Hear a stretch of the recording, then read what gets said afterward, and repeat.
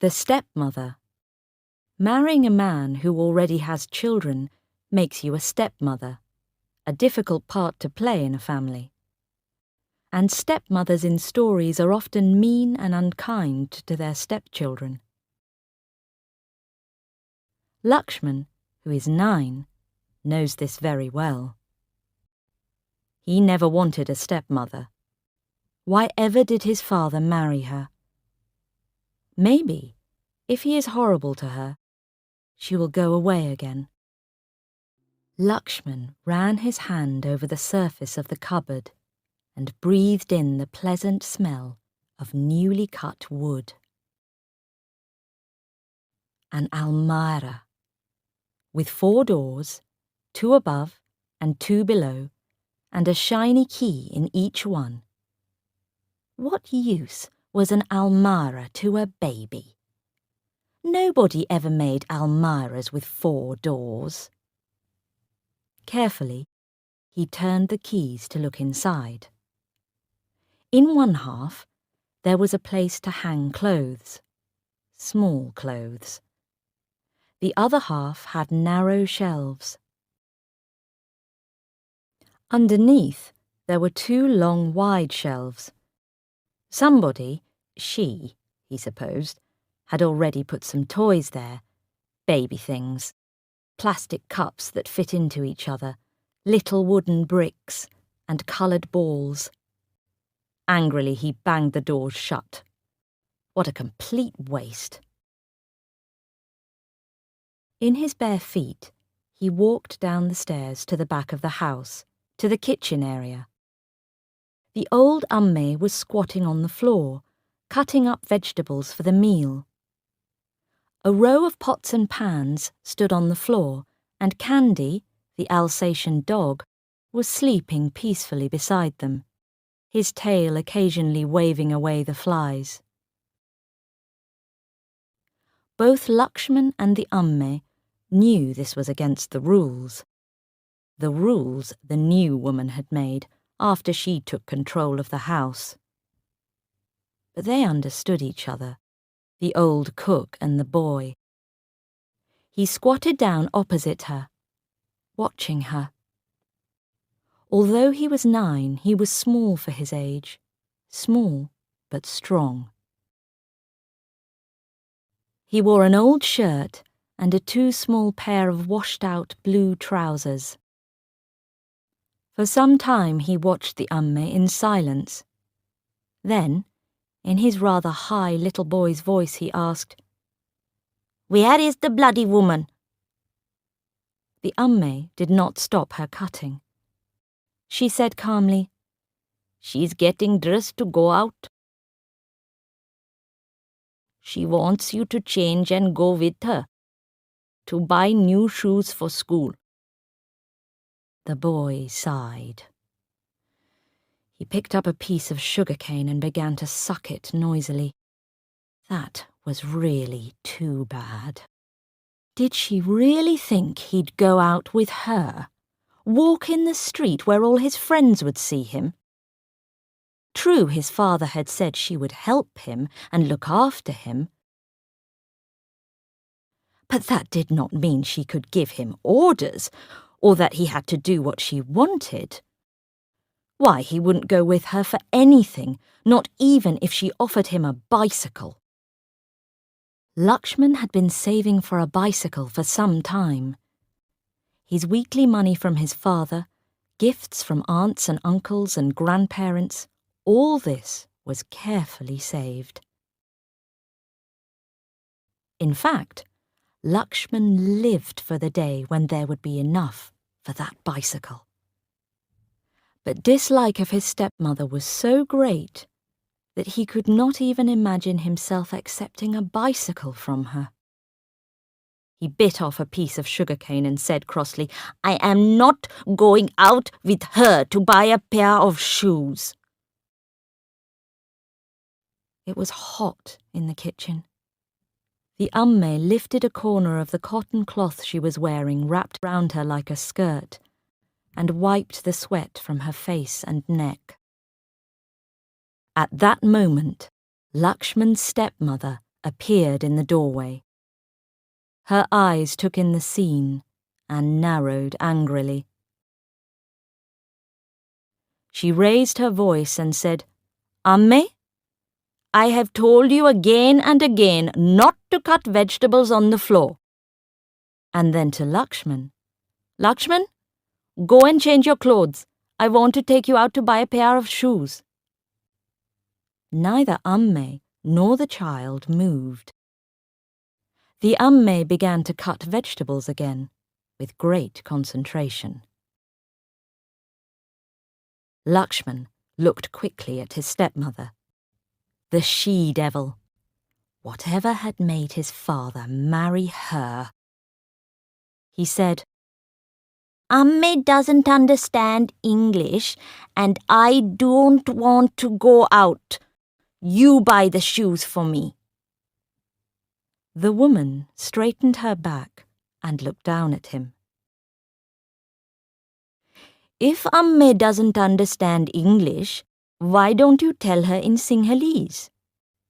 And you say you won't come out with me. Well, I can't buy a pair of shoes unless you try them on. So please, get ready. Quickly now." He turned to Amme and said in Sinhalese, "That bloody woman says not to cut vegetables on the floor." Very slowly and heavily, the Amme got up from where she was squatting. She picked up the vegetables and threw them on the kitchen table. Then she said to the child, "Tell her I can't work for her.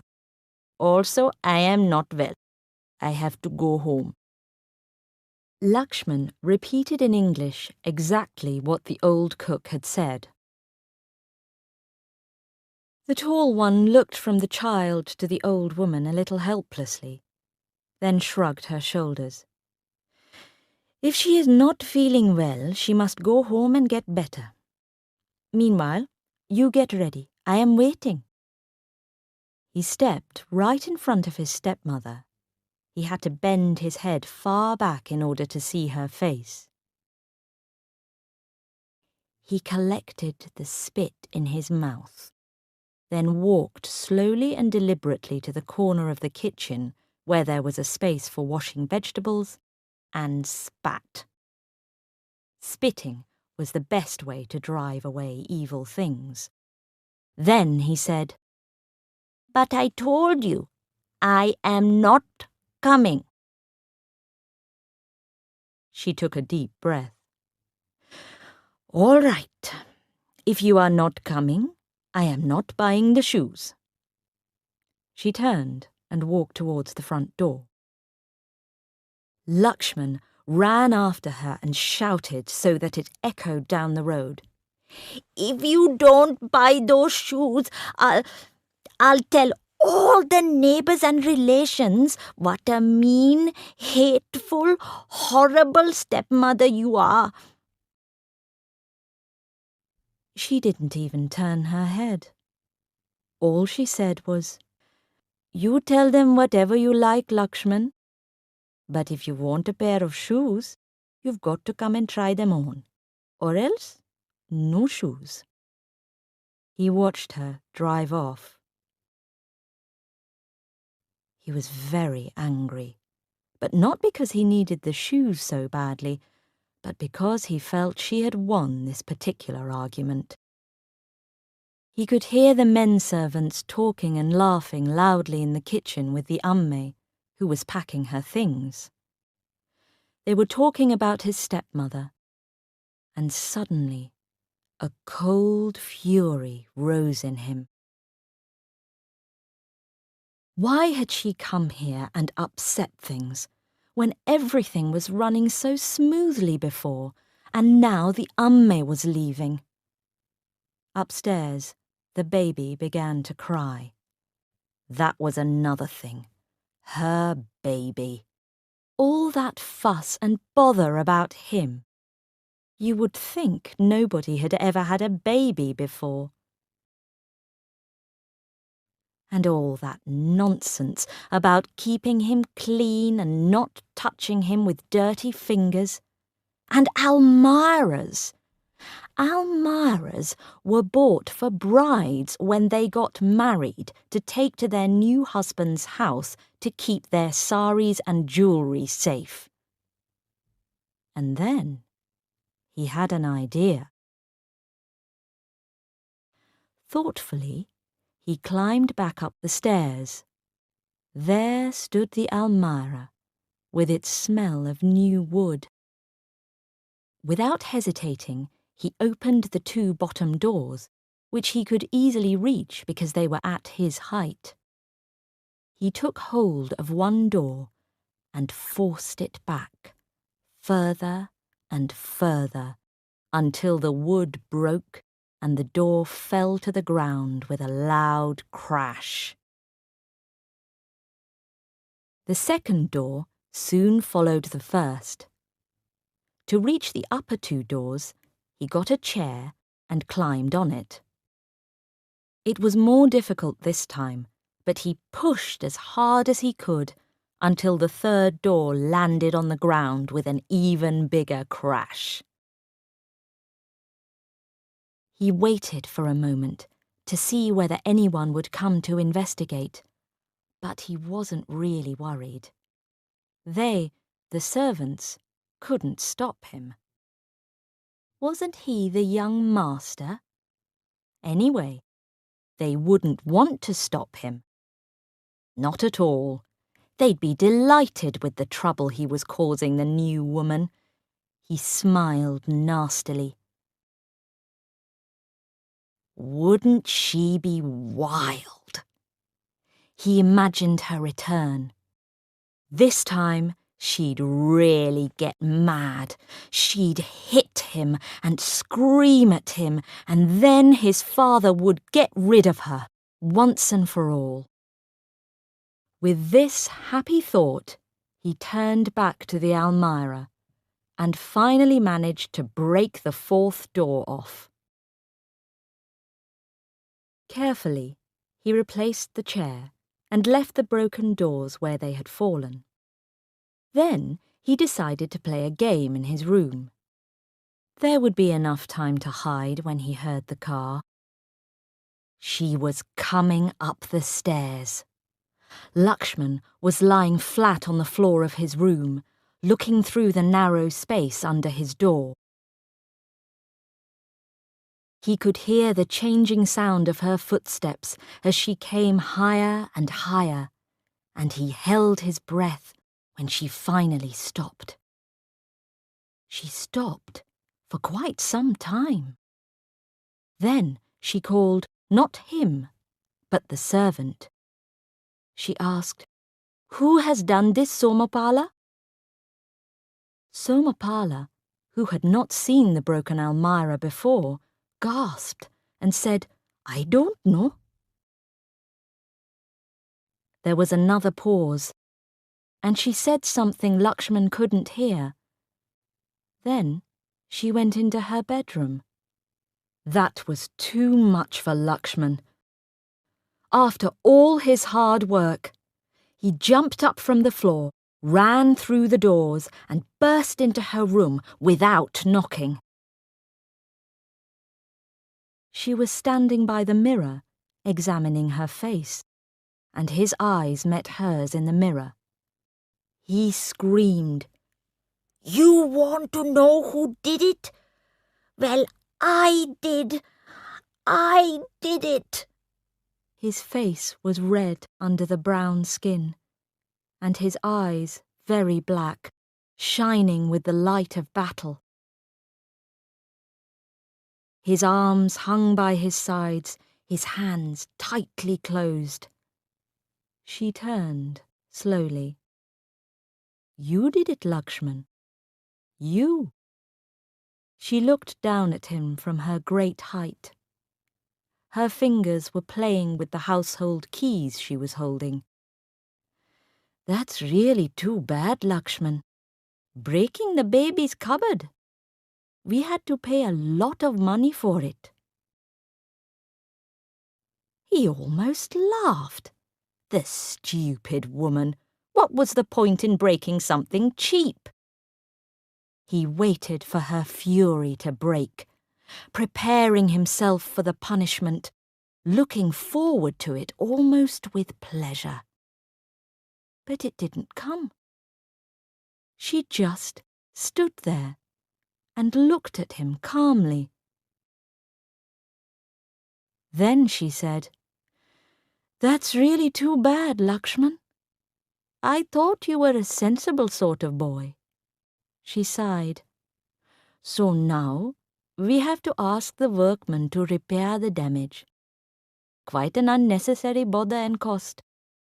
She walked towards the baby's room.